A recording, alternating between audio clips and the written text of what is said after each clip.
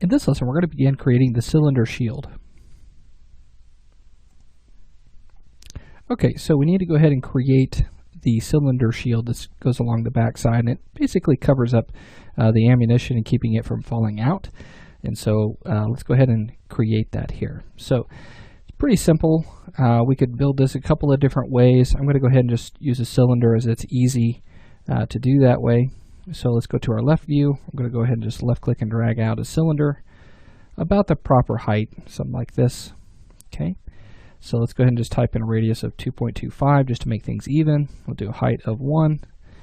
And then let's go ahead and rotate that 90 degrees. All right, good. All right, so let's go ahead and move this forward. And it's basically going to be even with the back side here. All right. And then we're going to go ahead and convert that to editable poly. And then let's go ahead and switch over to polygon mode. And we're going to pull that forward.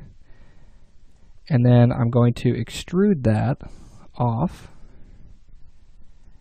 And with that, we're going to go ahead and scale this down, because it has a rounded edge along the back side. So we need to make sure that we add that there. So we're going to go ahead and pull that here. And let's go ahead and take a look at our reference image. Let's go to our left view. And then we'll go ahead and we'll get this centered here. So let's hide the frame. So hide selection. And let's pull this down. Let's go ahead and hit Alt-X so we can see through that. I want to make sure that that's centered up on the cylinder itself. So let's go ahead and do that too. Effect pivot only and center the cylinder.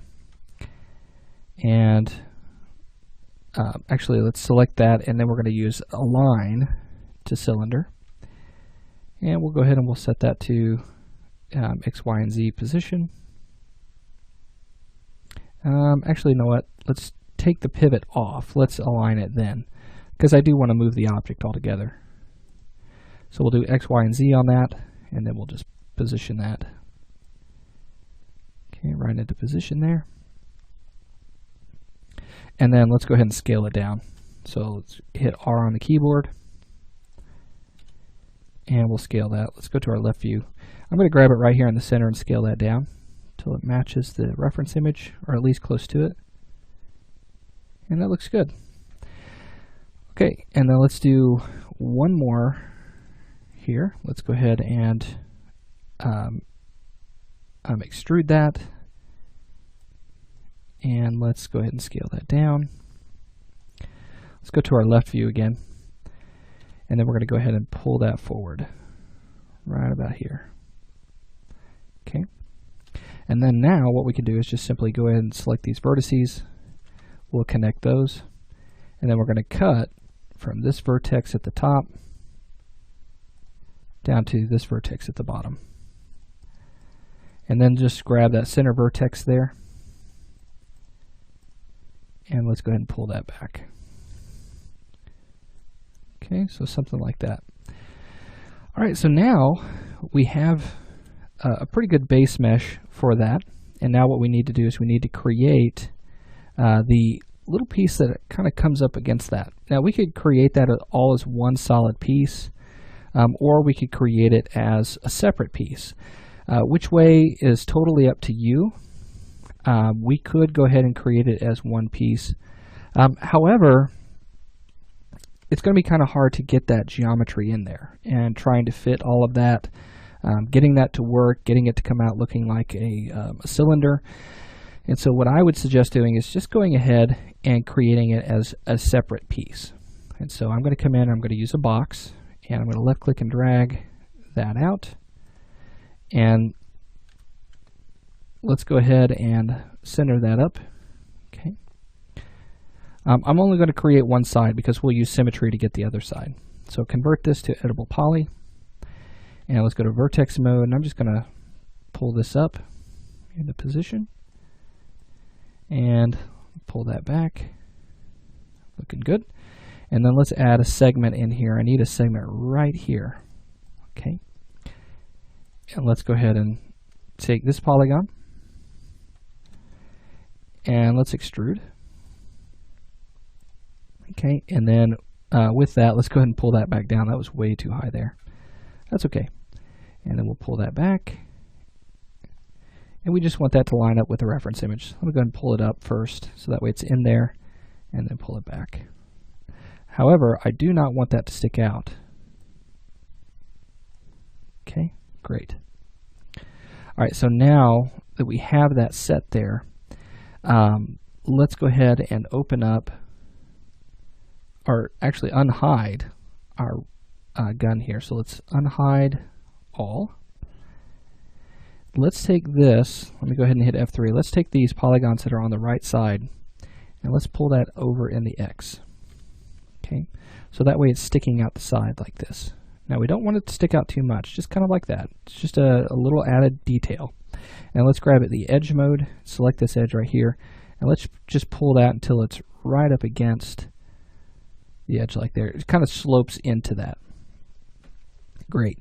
Now let's go to edge mode, and we're going to go into the other side of that object. Let's hit F3, select the two vertices, or the two edges right in the center of that object, and lift those up. Okay, so let's go to left view, hit F3, and actually, you know what? Let me hit Control Z a couple times. Let's select these two edges up front on the side of it. Let's pull that down to even right here. Perfect. All right, so now that we have that, let's go ahead and symmetry that to the other side. So we're going to go to the other side here. I'm going to select these polygons on the inside of that. And let's make sure that that is planar in, I believe it's going to be the Z direction. Yeah, I should have went with that. And delete that. Then let's go to border mode, hit 3 on the keyboard, select that border, and let's apply symmetry. With symmetry applied, let's put that into the Z direction. That's going to go all the way through. We're not worried about if it's cutting through and things like that. Perfectly fine with that. Now that that's set, I am going to do just a little bit of work on this piece here just to kind of cover up that. I want it to look like it goes into that and it's all one piece.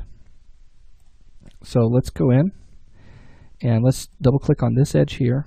Actually, let's just take all those polygons on the back side and let's just pull that back. And there we go. So it's like that. And let's take this edge and let's just pull that back a little bit. So that way we get that nice curve again. All right, great. Okay. There is one other thing, though, that I see here. You see that this is poking through here.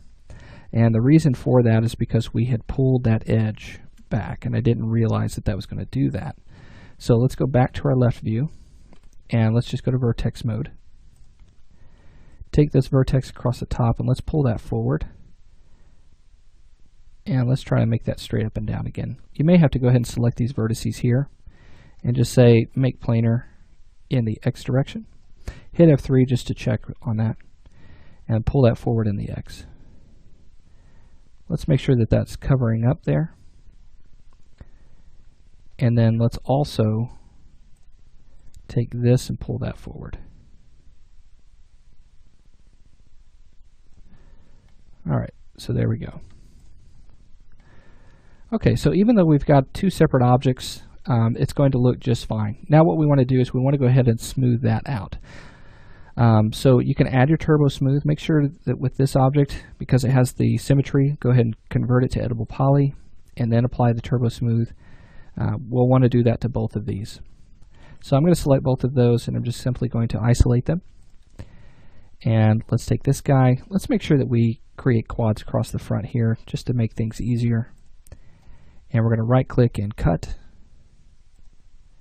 And we're going to cut from the top to the bottom. And let's go to polygon mode, select these polygons on the front and do a simple inset.